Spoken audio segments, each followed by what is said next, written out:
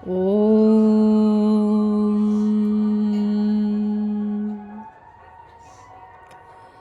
यस्मान्नो द्विजते लोको लोकान्नो द्विजते च यः हर्षामर्षभयो द्वैगैर्मुक्तो यः स च मे प्रियः।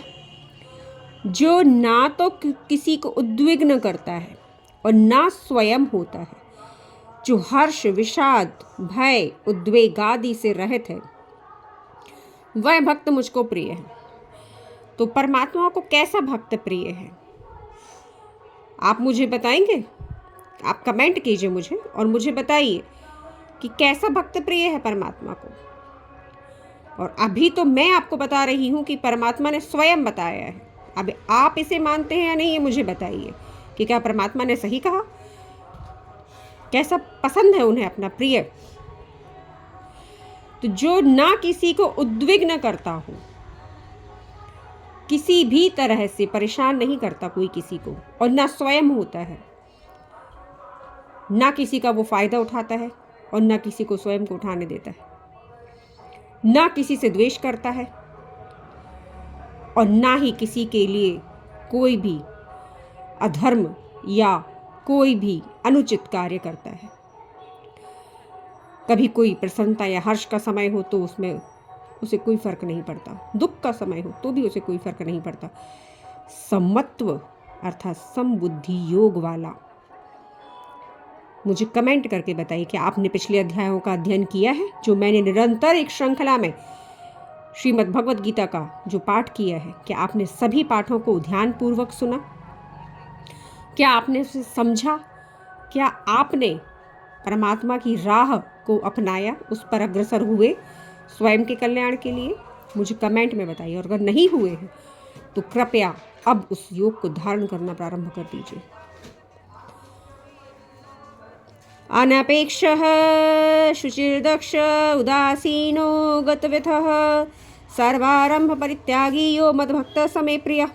जो पुरुष आकांक्षा से रहित है, बाहर भीतर से शुद्ध, देखिए बाहर और भीतर से शुद्ध होना और आकांक्षा से रहित, किसी से कोई अपेक्षा नहीं रखना है, किसी से कोई मतलब नहीं रखना है, और बाहर भीतर से शुद्ध होना है। अर्थात कुछ लोग क्या करते हैं, बाहर से तो शुद्ध हो जाते, खूब अच्छे से नहाएंगे धोएंगे, बिल्कुल अपने आप को एकदम साफ सुथरा रखेंगे, लेकिन भीतर, क्या भीतर भी वैसे ही शुद्ध हैं? अर्थात काम क्रोध लोभ मोह द्वेष आदि से रहित। बाहरी दिखावा कीजिए, बाहर दिखावे में कोई अंतर नहीं पड़ता।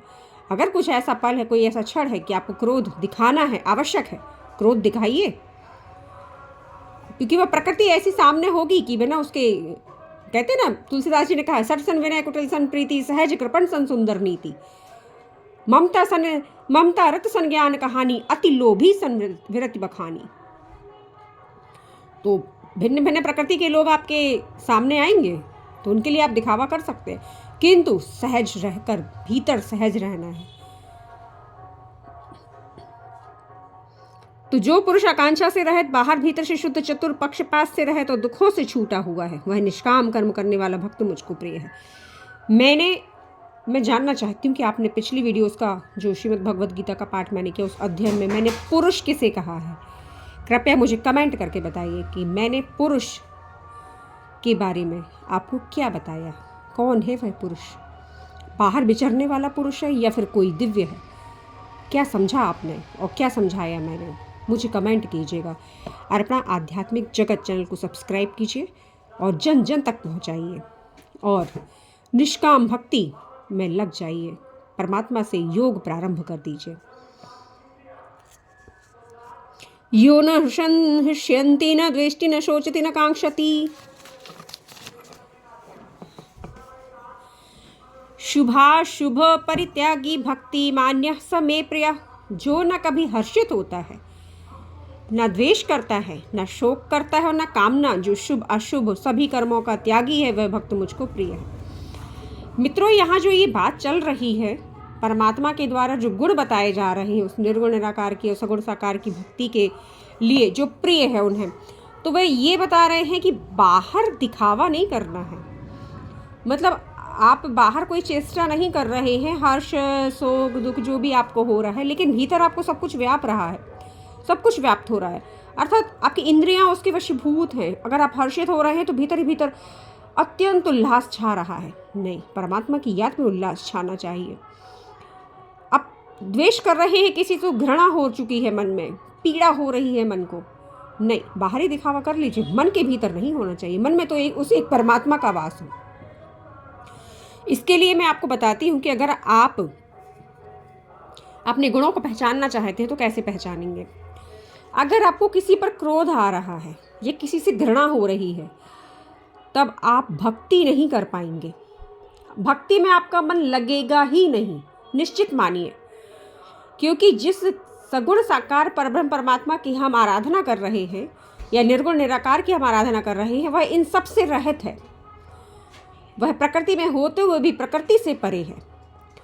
तो आपको ये चेष्टा करनी होगी जानने की कि क्या भीतर भी आपके वैसा ही भाव है, या भीतर आपको कोई परेशानी नहीं होती, किसी भी हर्ष शोक दुख भय राग द्वेष किसी भी चीज़ से शांत चित्त है और परमात्मा में लगा हुआ है, उस एक ईश्वर में, उस एक जगत निवास में आपका निवास है।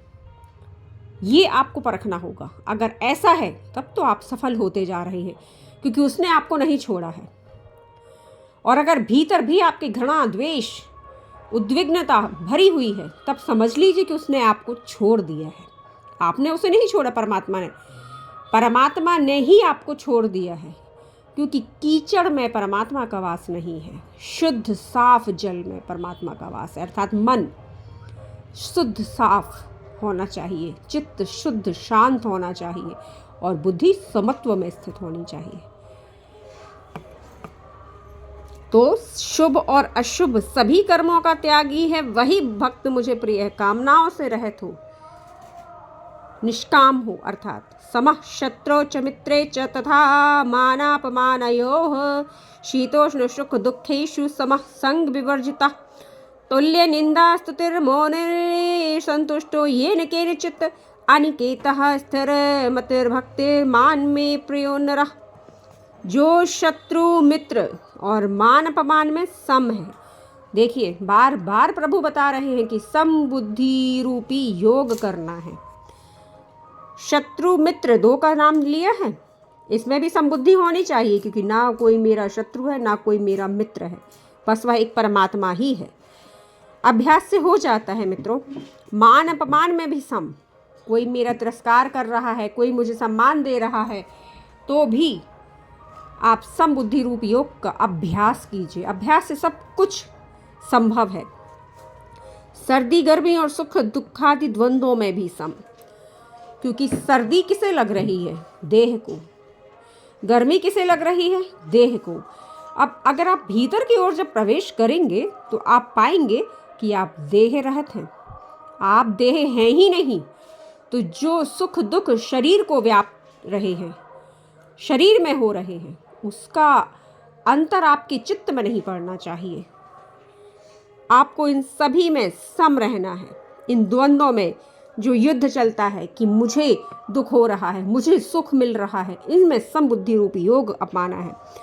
आसक्ति रहित रहना है, किसी से भी आसक्ति ना हो।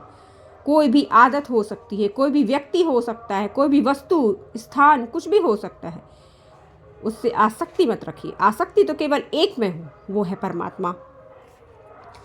जो निंदा और स्तुति को समान समझने वाला है, अर्थात कोई मेरी प्रशंसा कर रहा है, कोई मेरी निंदा कर रहा है, मुझे कोई फर्क नहीं पड़ता। वह इस देह से जनित गुणों की निंदा और प्रशंसा करता है, मुझे उससे कोई फर्क नहीं पड़ना चाहिए, क्योंकि मैं देह नहीं हूँ। मुझे कमेंट में बताइए कि आप देह हैं, और अगर आप देह नहीं हैं तो क्यों नहीं की परमात्मा से मिलन की यात्रा को प्रारंभ। मननशील और सदा ही संतुष्ट रहता है। मननशील का अर्थ होता है निरंतर उस एक परमात्मा का मन में चिंतन करते रहना, निरंतर मन ही मन उन्हें स्मरण करते रहना, उसे मननशील कहा गया है। जो जैसे कि मैंने आपको श्रीमद् भगवत गीता का पाठ सुनाया, अब आप मनन कीजिए इसे कि मैंने किन किन परमात्मा के गुणों के बारे में, उनकी विभूतियों के बारे में, उनके योग के बारे में आपको बताया। इस तरह से मनन और चिंतन करने से बुद्धि और मन, चित्त, अहंकार सभी निश्चित ही शुद्ध होते जाते हैं। दिन प्रतिदिन जितने बार आप चिंतन करेंगे उतनी बार आप में अंतर महसूस होगा आपको। वह स्थिर बुद्धि भक्त मुझको प्रिय है। ना तो चलायमान मन होना चाहिए और ना ही चलायमान बुद्धि होना चाहिए। परमात्मा को कौन प्रिय है? जो कि स्थिर है। प्रत्येक अध्याय में अंतःकरण की ही बात की गई अंतःकरण की ही बात की जा रही है। मन, बुद्धि, चित्त, अहंकार। अहंकार को तो पूर्ण समर्पित कर दीजिए परमात्मा को। थोड़ा भी अगर बचाकर रख रहे हैं ना तो वह हानिकारक है। और मित्रों, घबराइए बिल्कुल भी नहीं, क्योंकि दिन प्रतिदिन के अभ्यास से आप सुदृढ़ और निश्चित ही इस योग को प्राप्त कर लेंगे। अगर कुछ करेंगे ही नहीं तो फल तो प्राप्त होगा ही नहीं। अर्थात वह जिस निराकार और जिस साकार की उपासना की बात चल रही है, तो साकार की ओर बढ़ेंगे तब आप निराकार की ओर पहुंच पाएंगे। तो साकार से ही प्रारंभ कीजिए। सरल भक्ति है, सहज भक्ति है बहुत ही। और बनिए उन एक परमात्मा के प्रिय। ये तो धर्म्यामृतमिदं यथोक्तं पर्युपासते श्रद्धाना पत्परमां भक्तास्ते अतीव मे प्रियाः। परंतु जो श्रद्धा युक्त पुरुष मेरे परायण होकर इस ऊपर कहे हुए धर्ममय अमृत को निष्काम प्रेम भाव से सेवन करते हैं, वे भक्त मुझको अतिशय प्रिय है। यहाँ भी निष्काम की और धर्ममय अमृत की बात चल रही है। मैंने आपसे बार बार कहा है, धर्म की ओर आइए। धर्ममय अर्थात धर्म को धारण कीजिए, धर्म की ध्वजा को फहराइए। तो अर्पणा आध्यात्मिक जगत चैनल को सब्सक्राइब कीजिए, जन जन तक पहुंचाइए इन सभी वीडियोस को। जो नहीं पढ़ पा रहे हैं, श्रीमद् भगवद गीता का पाठ नहीं कर पा रहे हैं, वो चलते फिरते सुन सकते हैं। क्योंकि आपको एक जगह बैठकर सुनना अगर नहीं आपके पास समय है, चलते फिरते शुद्ध कीजिए अपने आप को। प्रति पल प्रति क्षण शुद्ध करते रहिए मन, बुद्धि, चित्त को, और अहंकार को समर्पित करते रहिए। ओम तत्सदिति श्रीमद्भगवद्गीता सूपनिषत्सु ब्रह्म विद्यायाम योगशास्त्रे श्री कृष्ण अर्जुन संवादे भक्ति योगो नाम 12वाध्यायः। मित्रों, समय को अमूल्य समझिए, उसे जाने मत दीजिए। क्योंकि आप खुद देख रहे हैं, सुबह से दोपहर होती है, दोपहर से शाम होती है और फिर रात होती है। इसी तरह आपकी भी आयु घटती जा रही है।